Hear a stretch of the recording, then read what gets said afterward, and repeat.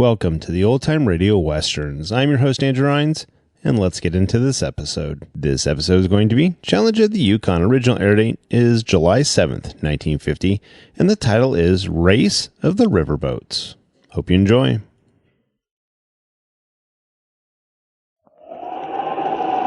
The Challenge of the Yukon. It's Yukon King, swiftest and strongest lead dog of the Northwest, blazing the trail for Sergeant Preston of the Northwest Mounted Police in his relentless pursuit of lawbreakers. On King! On, you Huskies! Gold discovered in the Yukon. A stampede to the Klondike in the wild race for riches. Back to the days of the gold rush, with Sergeant Preston and his wonder dog, Yukon King, as they meet the Challenge of the Yukon.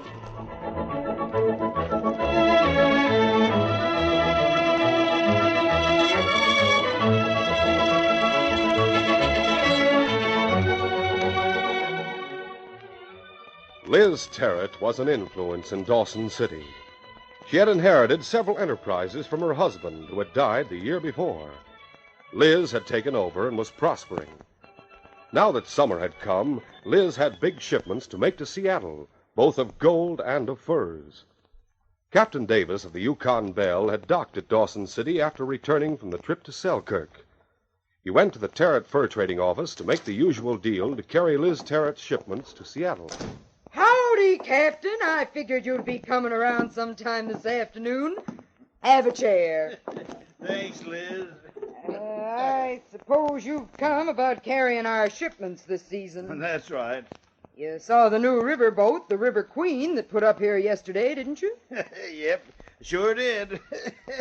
It looks like I'm finally going to have some competition. Why, it seems to me you'd act a little more worried than you do, Captain. Oh, why should I? I've been giving good service to folks up this way ever since the gold rush started. Yukon Belle is a fine boat, even if the River Queen is newer. I reckon there's enough business for both of us anyhow. Look, Captain, I had a visit from the skipper of the River Queen this morning. He's not going on to Selkirk. He's heading back to Seattle right from here. Sailing day after tomorrow. So are we.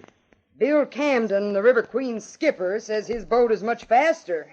And what's more, Captain, he's offered to reduce the rates a bit to get our business. Now, wait a minute, Liz.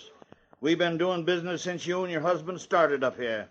You don't mean to say you'd change over and ship up on the River Queen? Oh, I might. I'm not in business for my health, you know. Well, doggone it if you do that. Others will do the same. Then it won't pay me to make the run up here. Oh, I know how you feel about Now, it, hold but... on, Liz. Now, hold on. I'll tell you what I'll do. I'll cut my rates to match Camden's. How's that? Well, now, that's something, of course. But one thing that's very important to me is something you can't match, Captain. Huh? What's that? I told you Bill Camden says his boat is much faster than yours. He hopes to beat you to Seattle by 3 or 4 days. That time means a lot to me. Well, he's lying. Nothing on the Yukon River can beat the Yukon Belle. Nothing. Why, now, take it easy, Captain. Well, I just don't like anybody insulting the Yukon Belle, that's all. By thunder, if I had the chance, I'd show that boasting skipper of the River Queen that he'd take the smoke of my boat any time. Say, that gives me an idea, Captain. If you really mean what you just said. Of course I mean it. I like dealing with you, and Bill Camden struck me as having a sneaky look about him that goes against the grain. Oh, then you're going to ship on the Yukon Belle after all? On one condition. What's that? If the River Queen skipper agrees, I suggest you race the Yukon Belle against the River Queen tomorrow. Say at noon. What? Sure, think of the fun and excitement. And if you're so sure the Yukon Belle can beat the other boat, you can make yourself a few big wagers on the side. But what's the reason you want The first boat to reach the landing at Beavertown, 10 miles from here, will get my business. And that means the shipping business of most others in town. Well, how about it? Do you think the Yukon Belle can win? Of course you can. By thunder, you tell Bill Camden I'll be ready and waiting with steam up at noon tomorrow if he's willing. If he backs down, Captain, I'll consider giving my business to your boat. Camden is coming back here later. I told him I wanted to talk to you before I made a decision. I'll put the proposition before him, and if he agrees, I'll come to the dock and tell you. Later that afternoon, in Skipper Bill Camden's cabin on board the River Queen, Bill was talking to his first mate, Larry Smith. Larry, I just gave him Liz Terrett's office. Did you get the agreement for carrying his stuff? No, I thought cutting the rates would do the trick. But Captain Davis said he'd match our rates. Of course, the fact that I said we could make a faster run to Seattle almost won her over. Skipper, if we don't get some of the shipping from up this way, we won't last on the Yukon run. I'm not after just some of it. I want to get all of it. If Liz Terrett's shipped on our boat, the others will follow suit. You mean we've lost out to the Yukon Belle? Not yet. Liz likes Davis. She's giving him a chance. But the decision won't be made till tomorrow. What's she waiting for? She wants me to race the River Queen against the Yukon Belle. Starting here at noon tomorrow and finishing at Beavertown, 10 miles from here. She says her business will go to winner. Of course, you told her our boat was faster, but you really think we can beat Davis in a race? He's been a riverboat skipper for years, and he knows all the tricks. Larry, we're going to win that race one way or another. What's more, we stand to make some cash on bets. But how can you be sure of winning, Skipper? Look, as you know, in the boiler room below decks, each boiler has a steam escape valve on top. Keep the pressure from getting too high. Yeah, I know. Those valves are adjustable. If someone should happen to tighten a nut on one of them so the steam couldn't escape, the boiler would finally blow up, wouldn't it? Sure, but Now, if what's that said happened on the Yukon Belle, we'd win the race. Yeah, but some of the men below decks would be scalded. In fact, it might blow the side right out of the boat. Could be. But we got to win that race, Larry. How would you get anyone to tighten that valve down? Nobody could get into the boiler room to do it. I know somebody who could and would. Who? Captain Davis fired one of his boiler room crew right after the boat docked. He gave the fellow until tonight to get his gear out of his locker. He's a tough guy named Butch Miller. He's plenty sore at the captain. He was swearing he'd like to get even with him sometime. I heard him raving about it in the cafe earlier today. Of course, he just said that to me private-like when he asked me to take him on. Did he say he'd do what you wanted him to do? No, I didn't know about the race then. I'll go uptown and find Butch tonight. I'll put it up to him to fix that valve when he goes aboard to get the stuff in his locker. I'll make it worth his while. As soon as you know for sure, I'll start making some bets. That's a good plan, Skipper. We ought to win a lot of cash, and what's more, end up with a lot of business. It was still early evening when Sergeant Preston stopped in front of Northwest Mounted Police Headquarters. Oh, Blackie. Oh, boy. Come along, King. Hi, Sergeant. Where you been keeping yourself? Liz Terrett, hello. Well, I've been on a patrol to 40 Mile.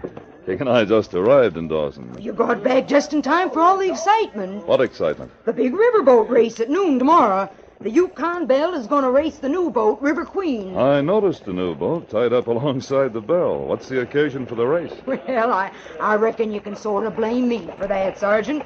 You see, I'm giving my business to the one that wins. I see.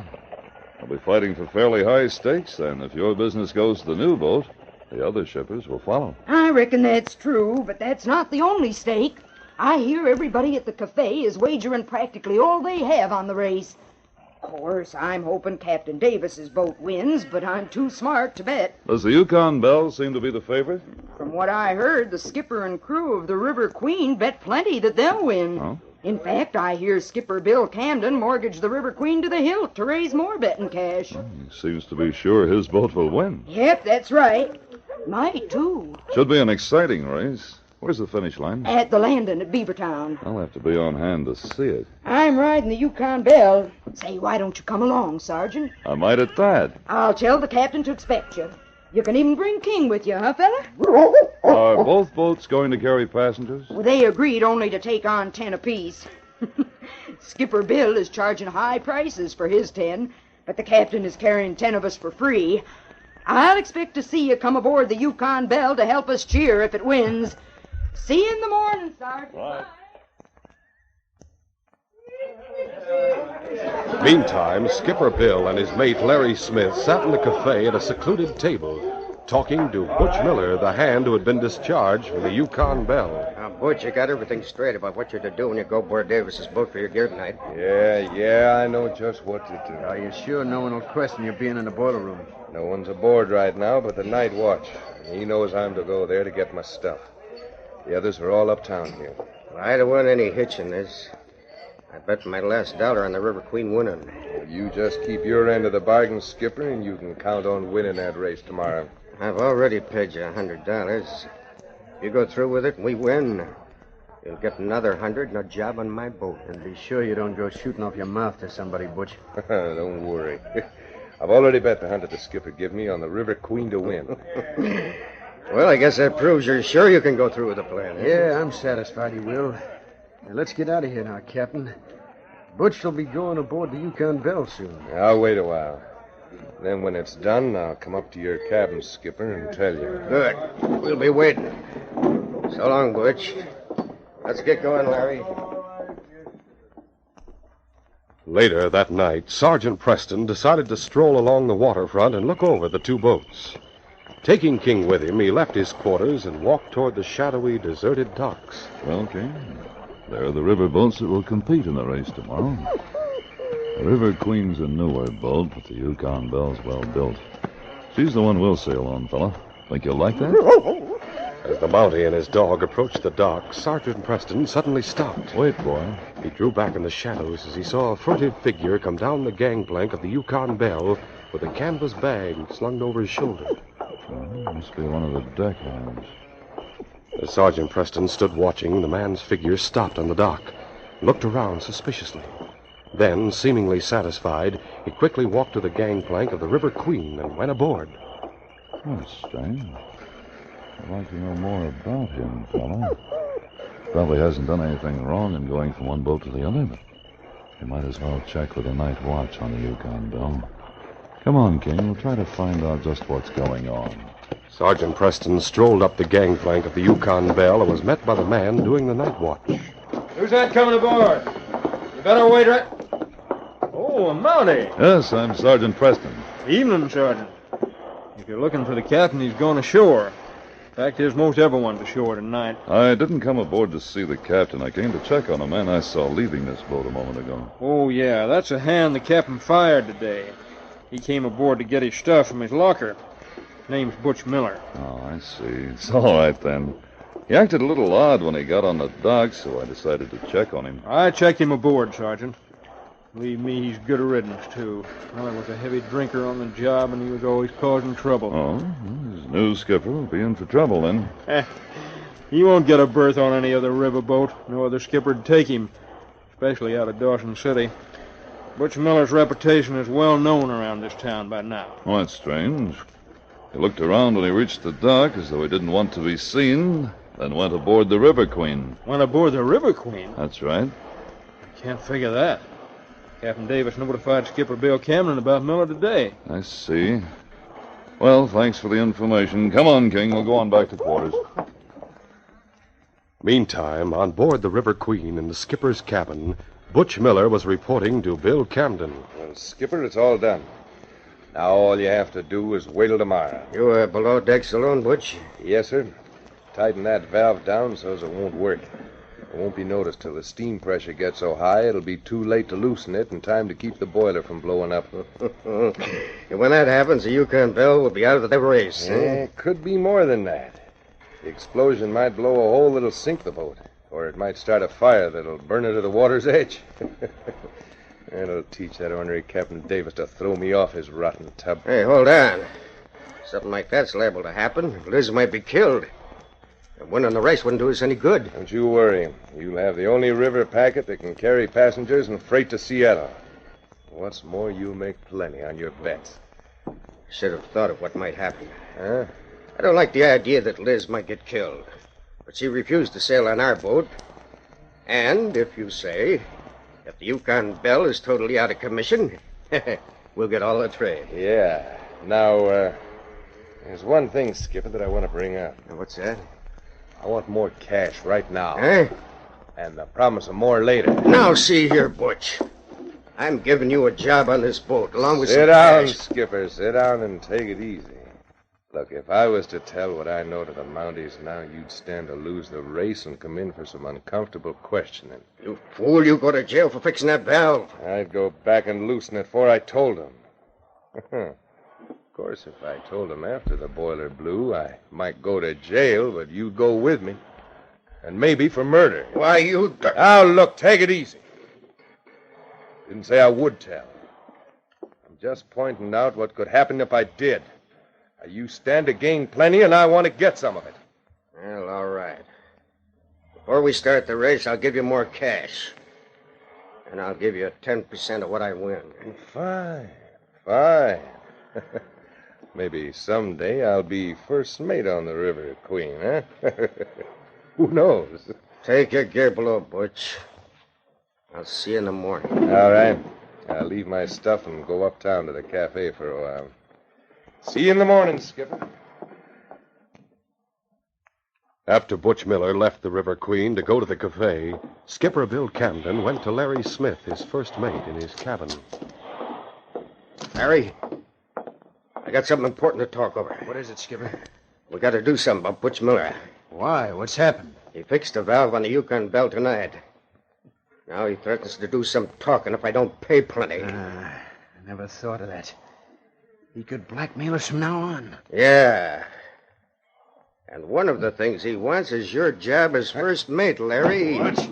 You mean you're going to I give it didn't to him? say that. But remember, after the race is over, and Yukon Bell disabled, he can force us to do most anything. Unless... Unless what? Unless something happens to Butch Miller. That's one way you can make sure he doesn't get your job. I see what you mean. Look, Butch is at the cafe right now. If you watch till he heads back here at the boat, you'll have a chance. Maybe he won't come back alone. Oh, yes, he will. None of the other men are friendly to Butch. I suggest you get him in the dark and sock him with your gun butt. I'll wait and watch him up on deck. Give me a signal, then I'll have to carry him to the old fisherman's shack up beyond the docks. What good'll that do? I mean, why keep him alive in the shack? When he comes We'll to... tie him up. And after the race, if we win, and Yukon Bell blows up, we'll finish him off. But if nothing happens, we win anyhow. Can't bother us. But if we lose on account of the boiler not blowing, Butch will wish he was dead several times over before we get through with him. That's a good idea. No use having a killing on our hands unless things happen the way they're supposed to. I'll go watch for Butch right now. After I let him have it, I'll give a low whistle. Then you come help. It was well after midnight when Butch Miller left the cafe and made his way toward the docks. He was alone and moved with slow, unsteady steps into the shadows near the docks. I'll show 'em Butch Miller ain't no fool. I'll get plenty from them, too. Plenty. Hey, who's that? What do you want? This'll keep you quiet, Miller. Oh! That did it. I better signal the skipper now.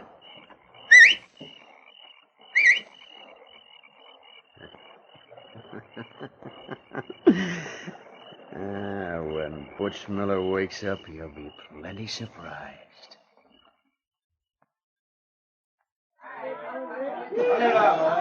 The following morning, about an hour before the starting time of the race, the whole town was in a state of excitement. People lined the banks of the river for miles, and small craft drifted offshore, waiting to follow in the wake of the two river packets. As Sergeant Preston, with King at his side, went up the gangplank of the Yukon Bell, the sailor who had been on night watch came along just behind him. The sailor spoke. Morning, Sergeant. I was on night watch when you came aboard last night, remember? Yes. You must have been wrong about seeing Butch Miller on board the River Queen last night. Oh? Why do you say that? Well, because I just came from over there. You see, a fella came from the cafe this morning bringing Butch Miller's cap, which he left behind. He gave it to one of the deckhands. Well? I told Captain Davis about what you said, that Miller went aboard the River Queen. He told me to take the cap over and leave it for him. Is that the cap you have in your hand? Mm-hmm. Has Butch's name penciled inside it. Why didn't you leave it? Well, the men over there on the River Queen say Butch isn't aboard. What's more, they said his duffel bag isn't below decks. In other words, he's not a part of the crew, and nobody's seen him. But I saw him go aboard. Yeah, so you said. I thought maybe he went to ask for a job and got turned down. That'd account for his stuff not being aboard. But I asked Smith, the first mate, and he said he didn't know anything about Miller and didn't see him last night. Skipper said the same thing. That's odd. You give me Miller's cap, I'll go ashore and see if I can locate him. Sure, Sergeant. But don't stay too long or you'll miss the race. I'll get back in time. Now, here's a cap. Thanks. Come on, King. We'll go to the cafe and try to locate Butch Miller. Sergeant Preston went to the cafe and made inquiries about Butch Miller, learning that he had left the cafe late the night before, going out the back door. Preston left the cafe and, taking King around to the back, held out Butch's cap. Here, King. Get the scent from this fella. Find him, King. Find him. The intelligent dog stood for a moment, and then, sniffing the ground near the back door of the cafe, he stopped and barked to indicate he had found the scent. All right, fella, go find him. The trail King was following led back toward the docks. The crowds along the waterfront confused him somewhat. Finally, because of his intensive training and keen sense of smell, the great dog made his way to the shack where Butch had been taken. Sergeant Preston pushed open the door of the shack and entered with King. Oh, someone's over there on the bunk. Man, tied and gagged. Must be Butch Miller. Take it easy. I'll take away your gag and untie you. There. They did it. Look, I've been here all night. Wait, I'll cut your cords. There. Now you can sit up. Yeah. Listen, they talked. They didn't think I came to yet. They planned to kill me, that's what. Who does? What's this all about? I'll fix them, though. I'll tell you, Sergeant. It's a skipper and mate of the River Queen. Oh? They paid me to tighten a valve on one of the boilers of the Yukon Belle. It'll blow up and the River Queen will win the race. So that's it. Yeah. You're coming with me. We've got to release that valve before the boats start. The boats, they're already leaving the docks. Yeah, it's too late now. Hold out your arms. What for? Hold them out. All right. These handcuffs will keep you out of trouble. I'm leaving you here with King to watch you. Stay here, King. Watch him, boy. I'll come back for you, Miller. Right now, I have to get to the Yukon Belle. Sergeant Preston ran to the dock where the Yukon Belle had been moored. Both river boats were already heading into midstream, and because of the noisy crowd, it was useless to shout. Preston looked around frantically for a few moments, and then he saw a small motorboat about to leave. He ran along the dock, calling out, Wait! Hold that boat! You want to come aboard, Sergeant? Hurry up or we'll miss the finish. I'm coming aboard right now. Now listen. It's a matter of life or death. Get me to the Yukon Belle and hurry. Do the best they can, Sergeant. Here we go.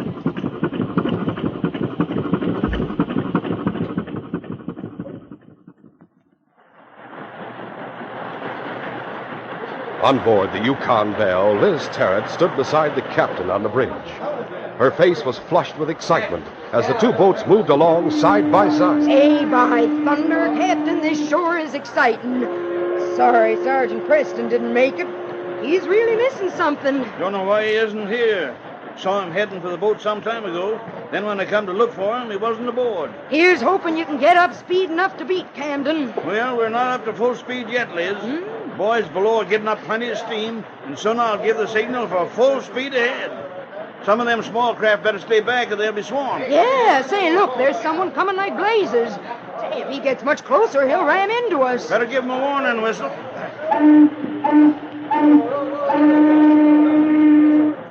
Guess they're plumb loco. Don't pay any attention.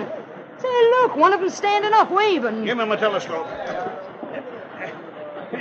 Hey, that's Sergeant Preston. I can see his red mounted jacket. He's crazy to think you'll slow down for him to come aboard now. Preston isn't a man who does crazy things, Liz.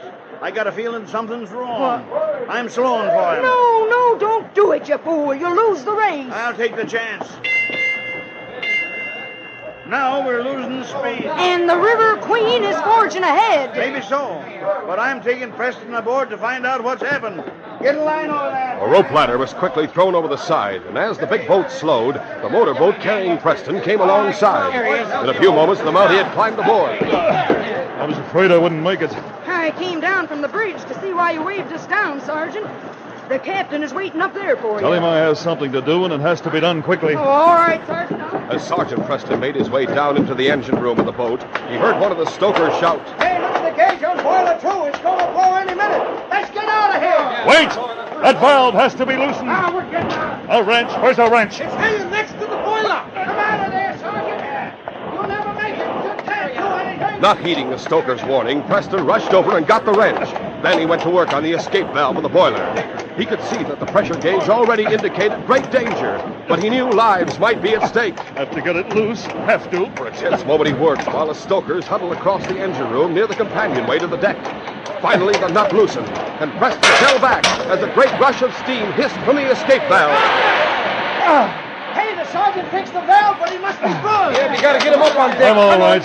I threw myself to the deck and buried my face in my arms. My arm's scalded, but it isn't serious. I'll signal the captain full speed ahead. Tell him I said so. Right away, Sergeant. Sergeant Preston's message was given through the hollow signal tube. And a short time later, the Mountie went to the bridge where the captain and Liz were waiting. He told what he'd learned. By thunder, it might have sunk the boat with all hands on board. Win the race now, Captain. Later, Sergeant Preston will settle with Skipper Camden and his mate. You just win the race and make him lose everything he has. Go to it, Captain. Full speed ahead. All right, Sergeant, here we go. Full speed ahead. Slowly but surely, the Yukon Belle moved up on the River Queen. For a short time, they ran neck and neck. And then the Yukon Belle crept ahead until at the finish line, she won by a full length.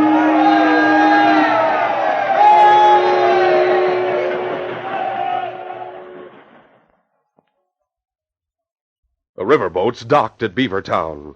Then Sergeant Preston went to the shack and got Butch Miller, who had been guarded during the race by the great dog Yukon King. Then, taking Butch with him, he picked up Liz and the captain, and all of them boarded the River Queen. They entered the skipper's cabin, where Skipper Camden was talking to the mate, Larry Smith. Preston opened the cabin door and entered without knocking. Well, looks like you couldn't wait to crow me, Captain. Let me tell you. Hey, what are you bringing Butch Miller here for? Why the handcuffs on him? You ought to know, Camden. And if you think I'm going to take the rap for everything, let you and Larry Smith get away with it... Shut up. I don't know what you're talking about. Neither do I. Stop the act, Camden. I'm arresting you and your mate in the name of the Crown for felonious assault on the person of Butch Miller and for trying to wreck the Yukon Queen. Now, see So here. you're talking at headquarters. Good work, Sergeant Preston. Well, Captain Davis, you won the race. I'll take these men to headquarters now. This case is closed.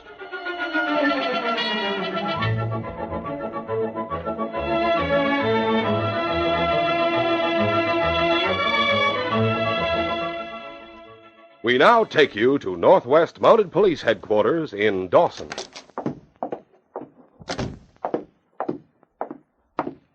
You sent for me, Inspector? Yes, Sergeant. Have you ever heard of a man called Solitaire Jackson? Yes, sir. He's an American gunman who just got out of prison. From what they say, he came up to the Yukon to get even with the man who framed him. Apparently, that's not the only reason he came up here.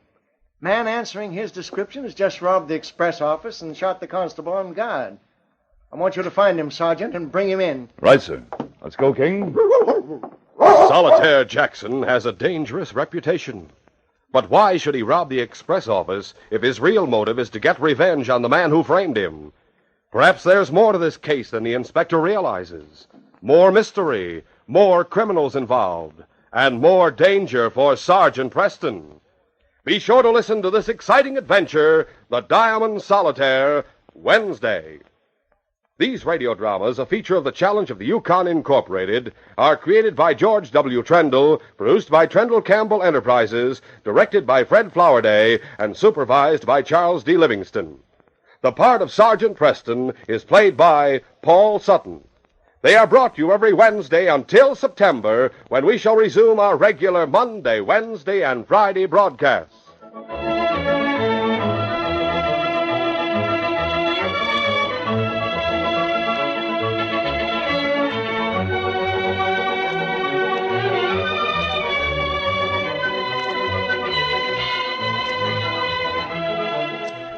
This is J. Michael wishing you goodbye and good luck until next Wednesday. This is the Mutual Broadcasting System.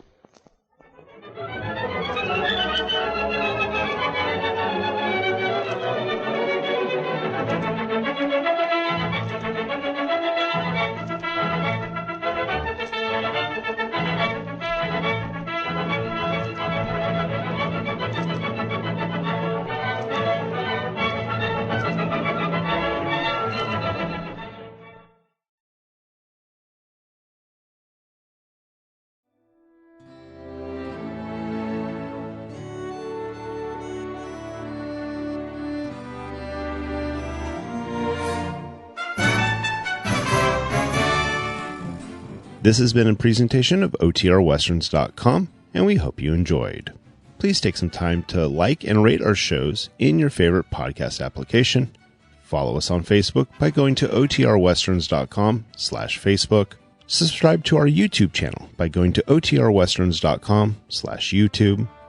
And send us an email, podcast@OTRWesterns.com. You can call and leave us a voicemail, 707-986-8739. This episode is copyright under the Attribution Non-Commercial Share Alike Copyright. For more information, go to OTRWesterns.com/copyright. Have a great day, and thanks for listening.